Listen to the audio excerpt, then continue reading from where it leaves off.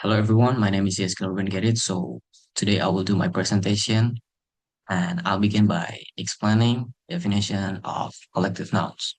What is collective nouns? Collective nouns are nouns that denote a group of individuals, animals, objects. It's a single unit, even though the group consists multiple members. Like example, include team, comet, audience, family, and flock. According to Quirk et al. 1985, in a comprehensive grammar of the English language, collective nouns occupy a special position between singular and plural reference because they are grammatically singular but semantically plural. And next, we got theoretical explanation, grammatical number versus semantic number. One of the main theoretical issues in collective nouns is the mismatch between grammatical form and semantic meaning. Grammatical number, the noun is the noun form, like singular, plural, and semantic number is the meaning, like one unit versus multiple individuals. And collective nouns, grammatically singular, but often semantically plural. For example, the team is winning. uh, it's a unit and focus. The team are arguing among themselves. Yeah. This distinction is explained by Huddleston and Coulomb in 2002, who argue about that verb agreement depends on whether the speaker conceptualize uh, the collective noun as a single entity or individual members. Next, British versus American English. British English frequently allows plural verb agreement with collective nouns. Uh, and American English strongly prefers a singular agreement. For the example, British English, the government are divided on this issue. American English, the government is divided on this issue. This variation is discussed in Bieber et al. In 1999, who not who not that that usage depends on conceptualization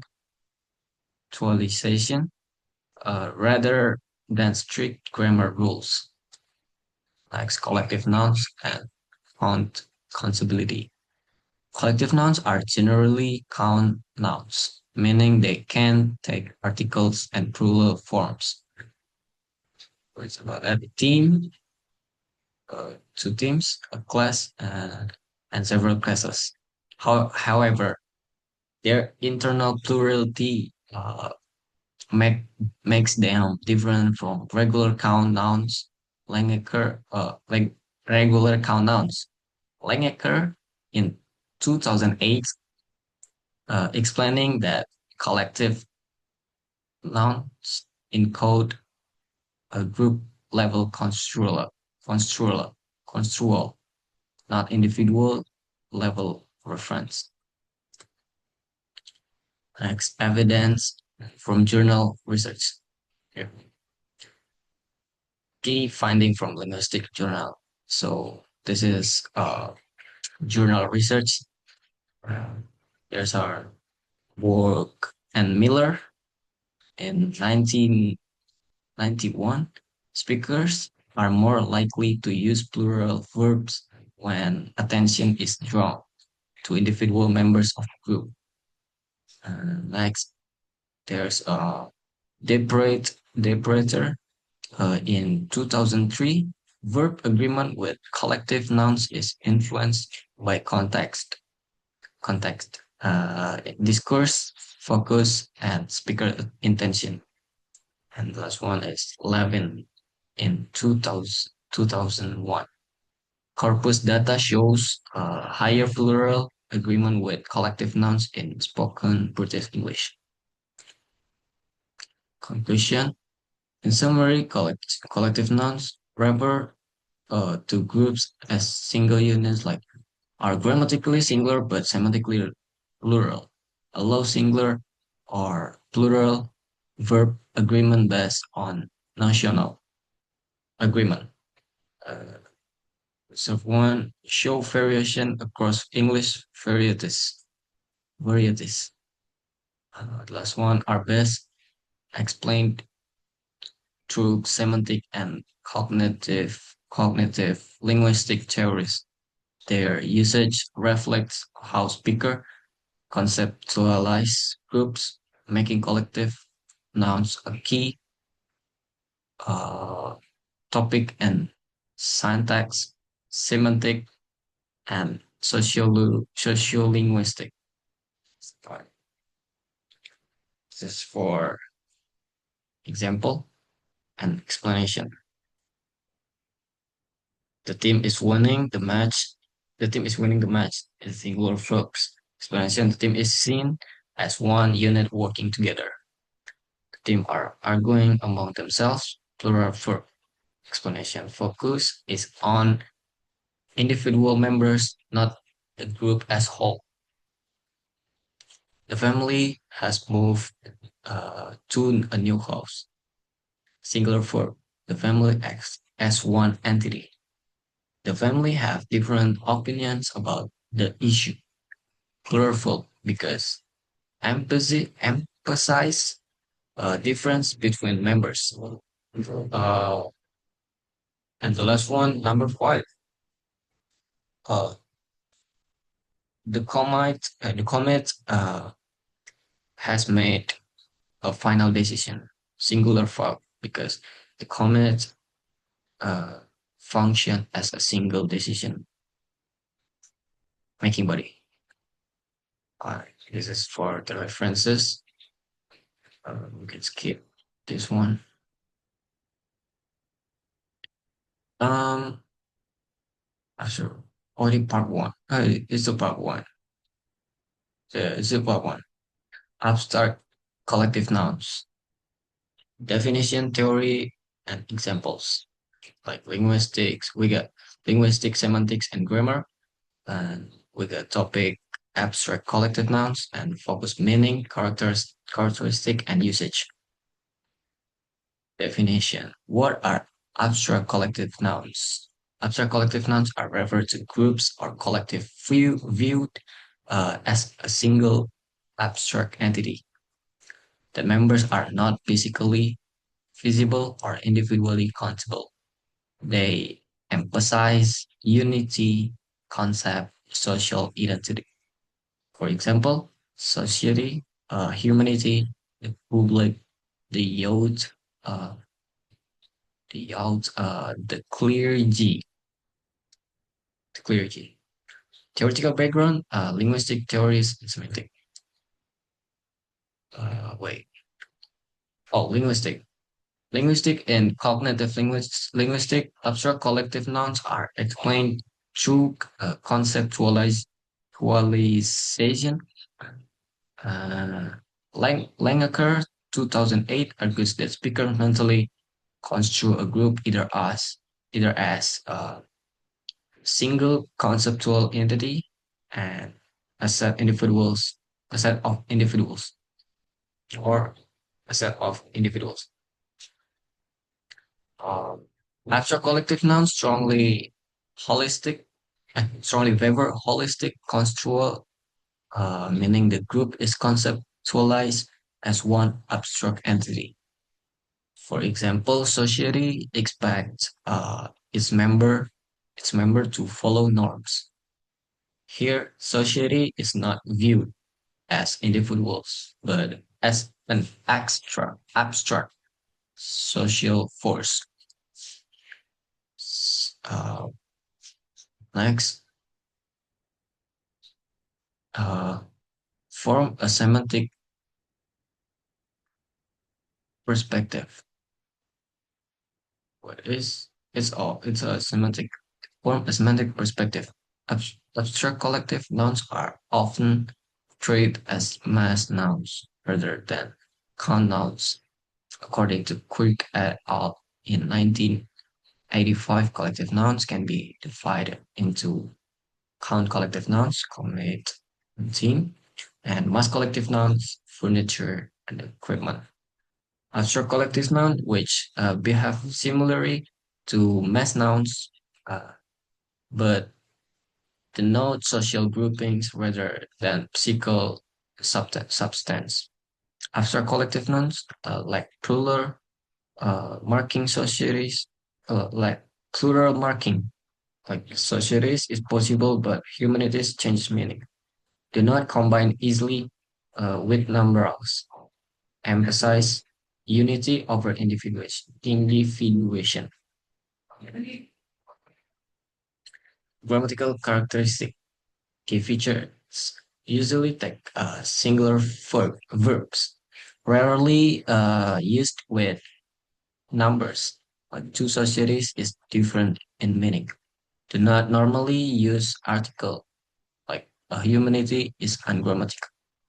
Common in academic, political, and formal discourse. Function in discourse is express generalization,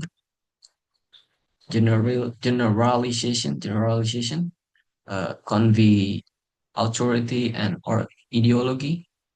Uh, and last one, assign collective responsibility. Conclusion is summary. Abstract collective nouns represent intangible groups. Focus on the group as a concept, not individuals. Grammatically treat, treated as singular and important in formal and academic language. This is for example and explanation.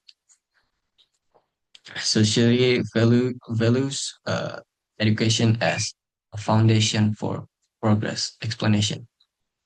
The noun society is an abstract collective noun because it refers to a social group as a whole rather than to individual members. The verb values is singular because society is conceptualized as one unified entity. Humanity is facing serious environmental challenges. For explanation, humanity represents all human beings as an abstract concept. It is uncountable and does not refer, refer to individuals separately, which is why it takes the singular for this. Third, the public is demanding transparency from the government. For explanation, the public function as an abstract collective noun that refers to people in general. The focus is on the collective opinion, not on individual persons. So singular verbs agreement is used. The youth plays an important role in national development. For explanation, the youth refers to young people as a social group, although it includes many individuals. It it is treated grammatically as a singular abstract entity. The the last one, the clergy holds significant influence in the community. Explanation: the clergy refers to religious group understood institutional rather than individually. It is considered an abstract collective noun and therefore takes singular verb agreement. Next. We move to the part two, gender formation with suffixes. Gender formation with suffixes. Elizabeth Mella, Athanasopoulos, and modern Greek morphology. Background in modern Greek, uh, grammatical gender is an inherent property of noun stems. Modern Greek has three grammatical genders: masculine, feminine, uh, and neuter. Gender plays an important role in morphology and syntax, especially agreement. Key concept: semantically motivated suffixes can change the grammatical gender of nouns. These suffixes carry semantic meanings such as diminutive vice, diminutives, aquí, augmentatives. The gender of the derived word usually follows the gender of the suffix. This is for the example. Andra, and andras is masculine, andrake is neuter, coritzi neuter, coritz plus aros is masculine. Sorry, neuter, sar plus eukla is feminine. These examples show how suffixes cause gender inversion in derived nouns. Conclusion: gender inversion in modern Greek is a derivational process. Semantically motivated suffixes determine the grammatical gender of derivatives. Natural or biological gender may remain unchanged semantically. Gender inversion also affect syntactic agreement within noun process. That's it. Thank you.